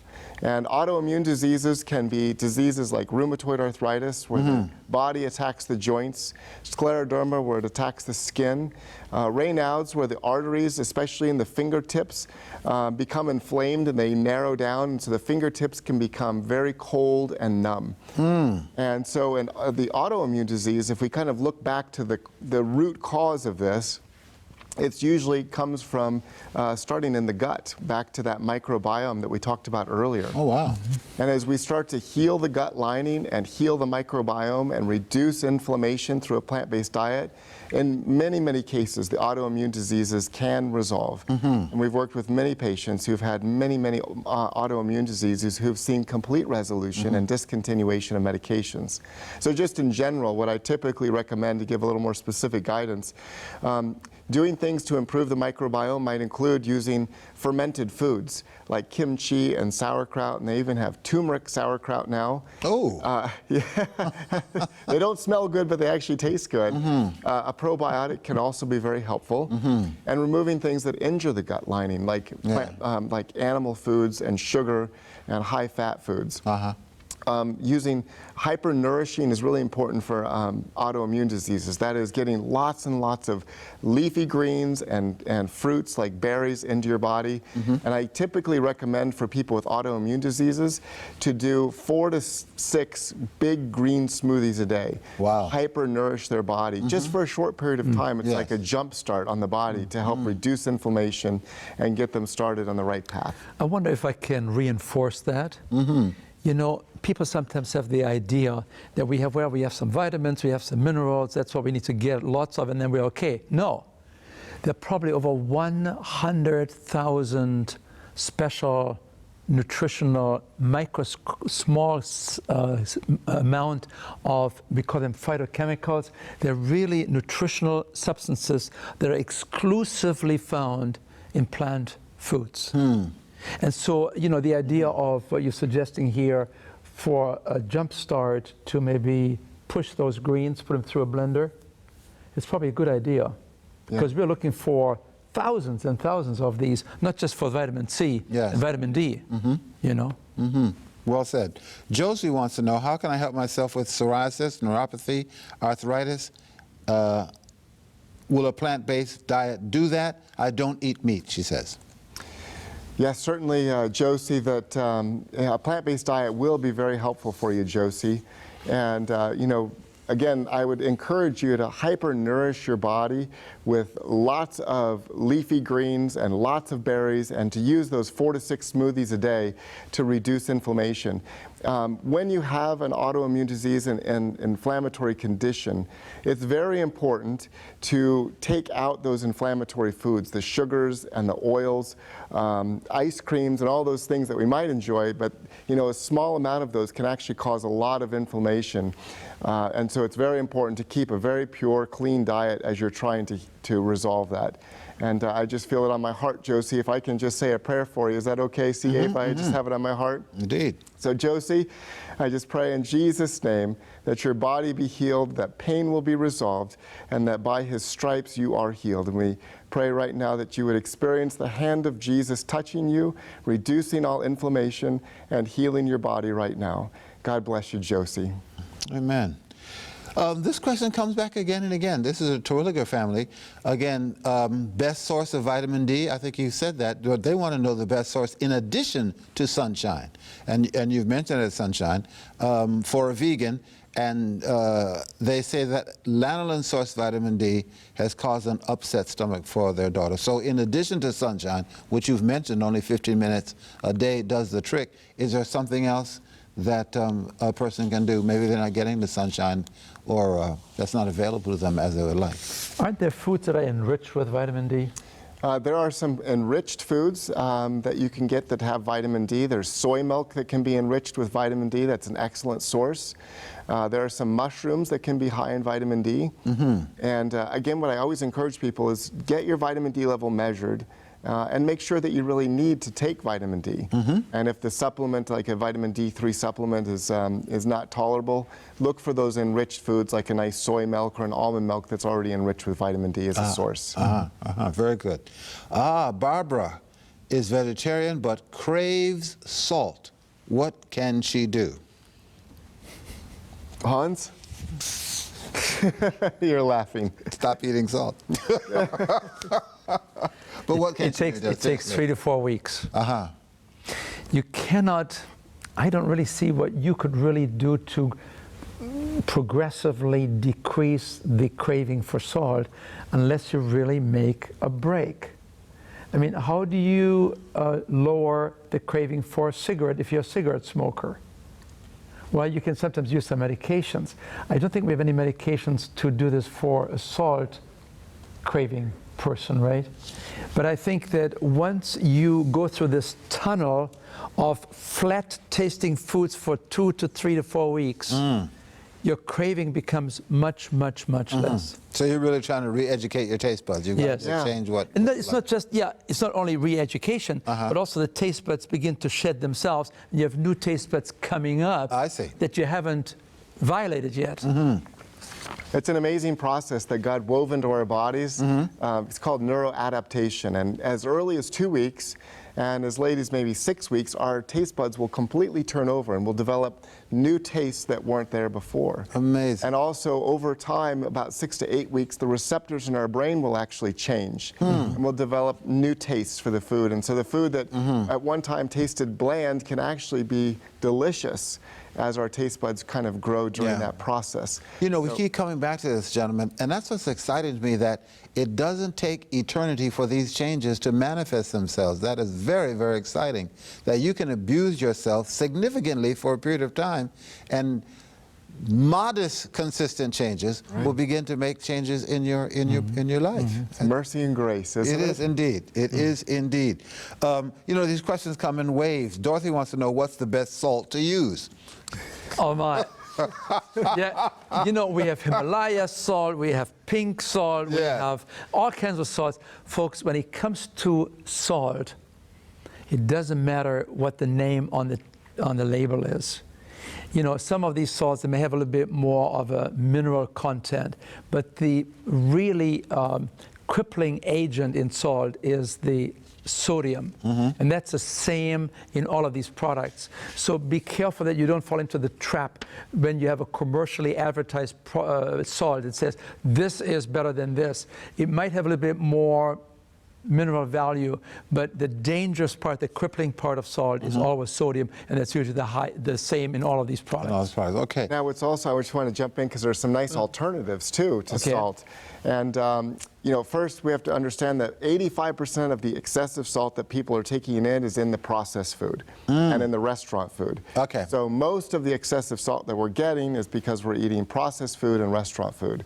Only 15% is the salt shaker on the table. But the exciting thing is that we can learn to flavor our food differently using spices. And the spices actually have very powerful effects in our body. You know, spices like turmeric, that's part of curry, and cinnamon and cloves and basil and garlic are very potent anti-inflammatories in our body and affect the genes of our health. They affect the arteries in our body. They help our body to heal, and they can actually turn off the genes that are involved in inflammation.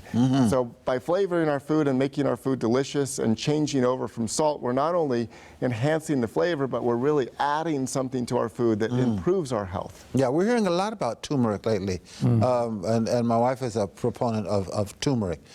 It is an anti-inflammatory. It's very powerful. Praise the Lord. Excellent. So herbs could replace some of the salt that we crave, right? Exactly. I'm jumping around a little bit. What would be good to help asthma? So asthma, I think of asthma, again, as kind of an inflammation of the airways. Much like we're talking about heart disease, where we had inflammation of the arteries, asthma is in many ways the same thing. It's inflammation of the airways. And they have found that, again, working to get the microbiome healthy, by reducing those foods that are going to harm the microbiome, reducing the animal products and the processed food, and adding back in more plant-based foods, the airways and the inflammation can resolve. And we see lots of people that are able to discontinue their inhalers, have a really significantly improved ability to breathe by switching over to those anti-inflammatory foods.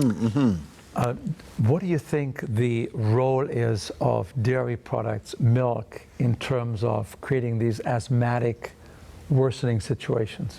Well, it's very interesting. There was a book written by the head of pediatrics at Johns Hopkins University. And at the end of his career, he wrote a book, and he titled the book, "Don't Drink Your Milk." And he said that, after practicing pediatrics and writing basically the pediatric textbook, he said that the one food that caused more problems in the upper respiratory area of his children was milk. He found that it was more related to ear infections, to strep throat, to sore throats, and to asthma and allergies. And so when he would take that dairy away from the children, many of those conditions would resolve, and the children would never experience, asthmatic conditions, ear infections, strep throat again. Yeah. And we have found the same thing working with people through the years. I think you probably have too as well, Hans, that by taking that dairy out, especially in those conditions, the asthma, the congestion improved greatly. Yeah. Let me ask you this, gentlemen. Can we take too much soy milk? Can you drink too much soy milk? I'm not really worried about it. Maybe you have some feelings about that. Yeah, I think, one, the cost of soy milk is going to probably reduce some of your consumption. I like to focus people back on, eating foods as close as you can to their natural condition. And the more that we kind of process them down the line, the less we get beneficially from those products. So soy milk can fill a very nice niche in our diet. If you're putting it on your oatmeal or using it to cook, or you want a small glass, that's fine. But I don't encourage people to drink lots of large glasses of soy milk. Again, we're spending our calories every day, and if we're spending it on 4 glasses of soy milk versus 4 glasses of smoothie, you're going to get a lot more health out of your smoothie than your soy milk. It's a little bit like the tofu. Tofu has been eaten in China for 4,000 years. The people are doing very, very well. They did very, very well until it became Americanized with their diet recently, right? So tofu, but again, you have sometimes vegetarians, when they leave out meat, they think they have to have tofu every day. But tofu is sort of a processed food. It's a healthy food. It's processed food. And I always recommend to our clients that we say, enjoy it. It's a great food. Enjoy it maybe once a week or twice a week in a stir fry. But don't think you have to eat tofu every day. After all, it is a processed food. That's right. And then, you can go down that road of eating tofu burgers and tofu hot dogs. And, those things, again, are more processed. And those are good for maybe a picnic or a holiday celebration, but not a regular part of a diet. Okay, so tofurkey is not for every day. That's right. That's for Thanksgiving. William wants to know, can you please address heart palpitation, and what is a good remedy for this? So, the heart palpitations, there can be a number of different causes. And so the first recommendation, William, is to follow up with your doctor to do the workup that's really necessary to identify the underlying source. There have been some studies, just in general, and not specific recommendations for you, William, but in general, looking at adding just some nuts and seeds to the diet. And sometimes the minerals in the nuts and seeds can really enhance palpitations. Another cause of palpitations can be a underactive thyroid. Adding a little bit of iodine into the diet can strengthen the thyroid and help with palpitations. So those are two easy places to start that I typically will recommend for people, but generally really need to start with your doctor to understand the cause of the palpitations. Okay, our question list is growing. Paula wants to know if a person has type 2 diabetes and are already on dialysis and not on a plant-based diet, if they switch to plant-based, will that help to the point where they won't need dialysis? Well, maybe I can address this from an anecdotal point of view. This is a science that is beginning to emerge more and more, but we need to study this a little bit more yet.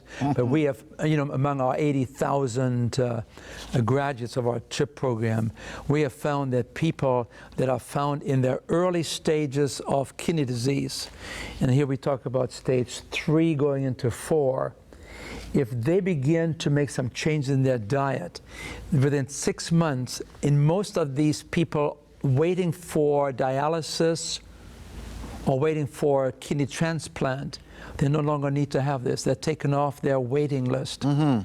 So there is some really good science emerging now that when it comes to kidney disease, that there's some very, very good answers are coming forth. That's right. It is an emerging area of research, and we just don't know, to speak in generalities of the population, how a plant-based diet is going to improve the dialysis aspect, but it's going to improve the general health. And we know a number of nephrologists that are using whole food plant-based dialysis in their dialysis patients with good benefit for their other health conditions and their general energy, and with a good benefit that we've seen so far. I think the improvement will depend largely on how far gone a person already is in the disease process. If it is stage 4, 5, end of stage 4 and 5, this is end stage kidney disease. It's probably not as easy to do something about this by making some dietary changes than if you pick it up earlier. Right. Okay, very good. Can you please address the benefits of weight training along with healthy diet? Yes, absolutely. And I like to encourage some kind of resistance exercise for everyone. As we get older, we lose some of our fast twitch muscle fibers. And these are really important because if you catch your toe, it's your fast twitch muscle fibers that are going to fire and prevent you from falling. And so one of the reasons that people fall as they get older is they don't have those fast twitch muscle fibers to save themselves. So by doing some strength training, and it can be just using your own body resistance to train your muscles, it really does enhance your, it enhances posture, it enhances your body's ability to catch itself with a fall. It helps to burn calories. And like on the airplane out here, even today, I do a little exercise on the airplane. I'll show you what I do. I will do just isometrics. So I'll do some biceps, I'll do triceps, I'll do shoulders in and out, I'll squeeze for pecs, I tighten up my core, I lift my leg, I do calf raises, and then I do some rowing. And in about 20 to 30 minutes, I can get an entire workout in on the airplane. So it can be, resistance training can be any number of things, including push-ups and pull-ups. Now, since you're so practical about this, right? Let me be practical too. And as we get older, we lose some of the muscle. There's an atrophy taking place after the age of 80, 50, 55, 60. And you know what happens as people get older? They try to sit down. And then they want to get up, and they're sitting on a very special, what should I say, throne, and because the muscle power has left them. See, and they'll call for help.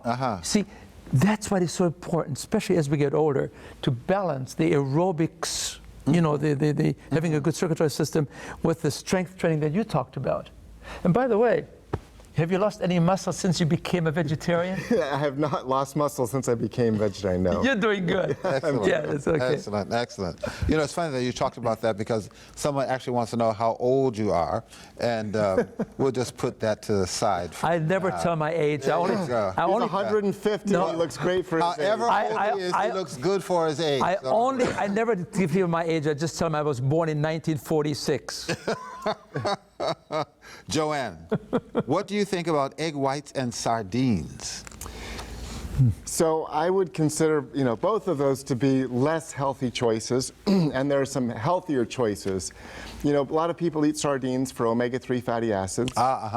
And healthier choices would be some ground flax or ground chia in your smoothie or in your oatmeal. Be a healthier choice. Okay. You know, if you're looking for protein from the egg whites, there is lots of protein in plants. And what's amazing, there's more protein per calorie in kale, broccoli, and romaine lettuce than a piece of steak. If we look at 100 calories of steak versus 100 calories of kale, 12 grams of protein in the kale, 5 grams of protein in the steak. And even, you know, a meal of 500 calories of animal products versus plant products, 33 grams of protein in the plants, 34 grams of protein in the animals. And the plants come packaged with antioxidants and vitamins and minerals and everything else. Praise the Lord. Make you healthy. Praise the Lord. You know, the other thing about this here is, you know, why would you want to encourage people to take in more protein of any kind, especially animal products, when we're already overdosing in this country? We only need about 40, 50, 60 grams of protein a day. Americans take 100 to 130 grams of protein. We're overdosing. We should be worried about not getting enough instead of worrying about... Yeah, adding so much. Is there a difference nutritionally or benefit to your body, or which is worse, that may be a better question, white sugar, cane sugar, raw sugar, or sugar just sugar? Sugar is sugar by any other name. And one of the deceptive things that's hard with labels is there's probably 20 or 30 different names that sugar can be couched in. And so sugar is sugar. You know, sugar is a processed food. It's not what we find in berries and mangoes, but I tend to just encourage people, you know, if it's a processed sugar of any kind, if it's, you know, a natural sugar, a raw sugar, sugar is still sugar. I have a numbness in my feet due to circulation issues. Is this related to the aging process, or what are some of the causes? I am on a vegan diet and I exercise 3 times a week. Well, it sounds to me like this person could possibly be a diabetic. Because when you have diabetes, you usually affect the nervous structures. You develop a neuropathy, and we have no answers in medicine to take care of this incredible pain that especially diabetics experience. Except when you go on a kind of a dietary program that we recommended, you can actually demonstrate scientifically that the neuropathy begins to leave you. Are there some other reasons for neuropathies? Yes. Aside from diabetes. Yeah, and it can be related to the vasculature, you know, inflammation in the blood vessels as well. Some very good research to show that that can improve it. I just wanted to add, we on our website, we put some downloads of some really good recipes. As we were talking about sugar, we have this great chocolate pudding recipe on our website that people can download. It's made with dates and avocados. It's just drscottstoll.com. In the middle of the page is a download. You can find all the recipes there. Excellent, excellent. Speaking of contact information, we want to go to our address roll should you want to make contact with these very fine gentlemen. And we're not going to be able to answer all of these questions tonight, but should you want to do that, maybe have some additional information, get some literature, here is the information that you will need. If you would like to find out more information about the CHIP program and how you can bring CHIP to your area, you can write to Lifestyle Medicine Institute, Post Office Box 818, Loma Linda, California 92354. That's Lifestyle Medicine Institute, Post Office Box 818, Loma Linda, California 92354. Or you can visit their website at www.chiphealth.com. Again, www.chiphealth.com. Contact them today. They'd love to hear from you.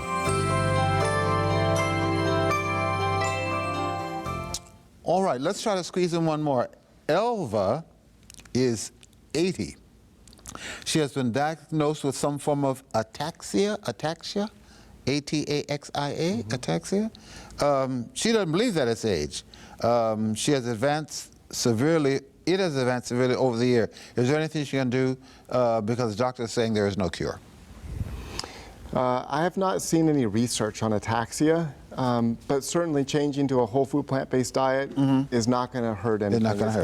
It's going to reduce inflammation and maybe prevent the condition from getting worse. All righty. Gentlemen, thank you so very, very much. Dr. Hans Diehl, Dr. Scott Stoll, thank you so very much for an enlightening and interesting evening. There's so much to learn. Suffice it to say, God wants you to be healthy, happy, and holy, and there are ways to do precisely that. Remember our free offer for the evening. Well, our time has fast slipped into eternity. Allow me now in closing to wish you both grace and peace through our Lord and Savior Jesus Christ. We'll see you again soon. Bye-bye. Good night, and God bless.